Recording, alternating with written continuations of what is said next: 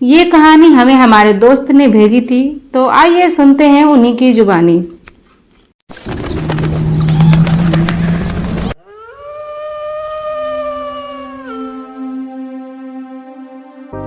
मैं और मेरी पत्नी 6 महीने बाद ब्रेक लेकर बाहर घूमने निकले थे।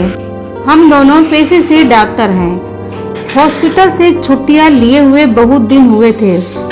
छुट्टियां बिताने के लिए मैंने खंडाला घाटी के एक गांव में पुराना फार्म हाउस बुक किया था, जहां सिर्फ मैं और मेरी पत्नी एक साथ वक्त बिता सकें और इस हसीन जिंदगी में कुछ खूबसूरत यादें बना सकें। हम मुंबई से शाम 4 बजे निकले थे।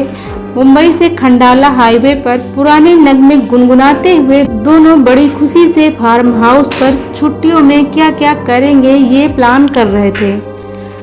फार्म हाउस घाटी के निचले हिस्से में बसे गांव में था, इसलिए हमें जंगल वाले वीरान रास्ते से जाना पड़ा।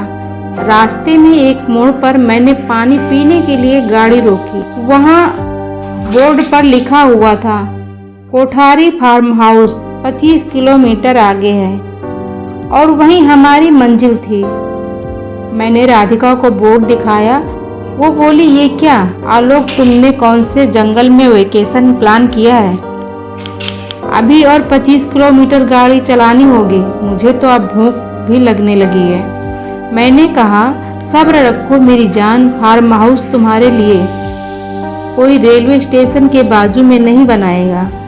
फिर हम दोनों गाड़ी में बैठे, तभी हमें सामने से एक बीड़ी पीती हुई अधेड़ उम्र की औरत आती हुई दिखाई दी। वो हमारी तरफ ही देख रही थी। उसके चेहरे पर एक अजीब सी शैतानी मुस्कान थी, मानो उसे जो चाहिए वो मिल गया हो। राधिका मजाक मजाक में बोली, देखो तुम्हारी पूरे वाली काकी कैसे बीड़ी पी रही है। मैंने कहा, मेरी नहीं, वो तुम्हारी मुंबई वाली काकी है, जो चुपके चुपके घर के दरवाजे खिड़की बंद करके सिगरेट फूंकती है। इस बात पर हम दोनों हंस पड़े। हमारी गाड़ी बहुत आगे जा चुकी थी।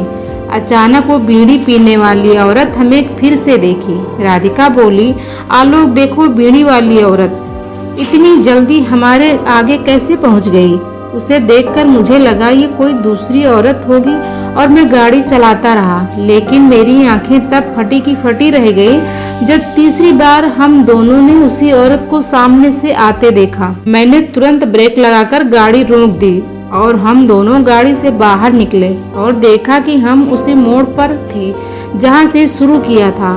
लगा कि हम कहीं गए ही नहीं, गाड़ी उसी मोड़ पर ही खड़ी थी। फिर जब हम उस औरत की तरफ मुड़े तब वो वहां नहीं थी, लेकिन जमीन पर आधी जलती हुई बीड़ी देखकर राधिका भूत प्रेत के डर से कांपने लगी और मुझे भी अचानक ठंड महसूस होने लगी। और फिर हम दोनों जल्दी से गाड़ी में बैठे और यू टर्न मार के गाड़ी पीछे की ओर लेकर भागा। पर कहते हैं ना, मुसीबत जब भी आती है जल्दी पीछा नहीं छोड़ती। मैं तेजी से गाड़ी भगा रहा था। राधिका को डर के मारे पसीने छूट रहे थे। तभी अचानक हमारी गाड़ी धक्के खाकर बंद पड़ गई। मैं कार से बाहर निकला और बोनेट खोल के चेक करने लगा, लेकिन बहुत कोशिश करने पर भी गाड़ी स्टार्ट नहीं हो रही थी।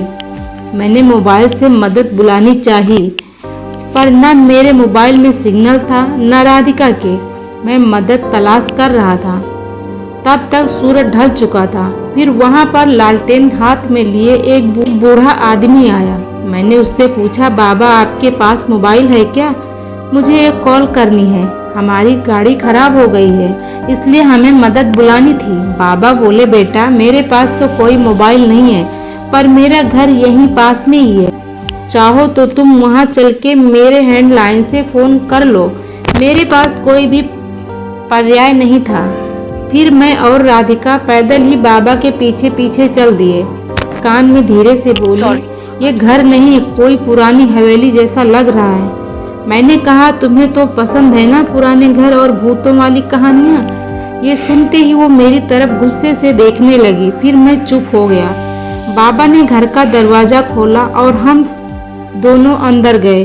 अंदर गुप्त अंधेरा था। बाबा बोले, अरे बेटा लगता है लाइट चली गई है, फोन सामने वाले कमरे में है, तुम वहां जाकर थोड़ी देर रुको, लाइट आते ही फ़ोन चालू हो जाएगा, फिर तुम जिसे चाहे कॉल कर लेना।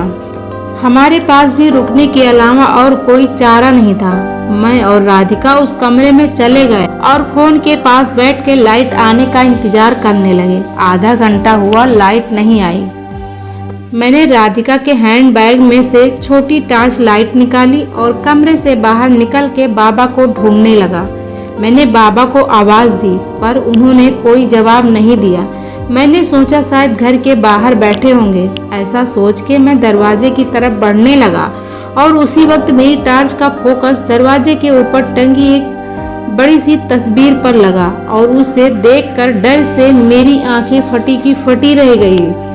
मैंने जोर से आवाज़ लगाकर राधिका को बुलाया और वो तस्वीर दिखाई। उसे देख के उसकी आवाज़ गले में ही अटक गई। वो तस्वीर थी उस बूढ़े बाबा की जिसने हमें उस घर में लाया था और उस पर तारीख 23 साल पुरानी थी, यानी कि उस बूढ़े को मरे हुए 23 साल बीत चुके थे।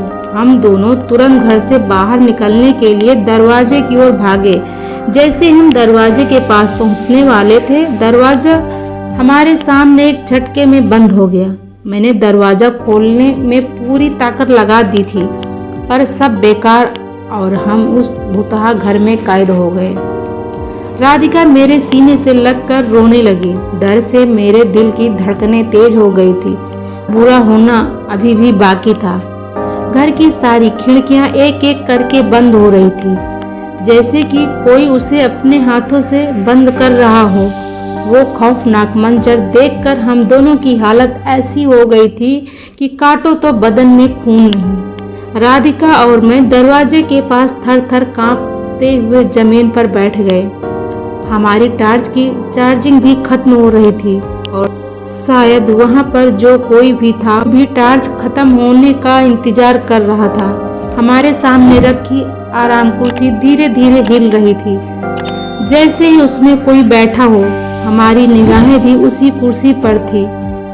अब तक कमरे में सिर्फ 2 लोगों के सांसों के चलने की आवाज थी, एक मेरी और एक राधिका की। थोड़ी ही देर में हमारी टॉर्च बंद हो गई और कमरे में नरक सा अंधेरा छा गया था। और फिर मुझे राधिका की आवाज आई, उठो आलोक उठो, जल्दी उठो, फार्म हाउस आ गया है। मेरी आंख खुली तब मैं कार की पिछली सीट पर सो रहा था और तब मुझे पता चला कि सब भयानक सपना था। दोस्तों, ये कहानी आप लोगों को कैसी लगी कमेंट करके हमें जरूर बताएं।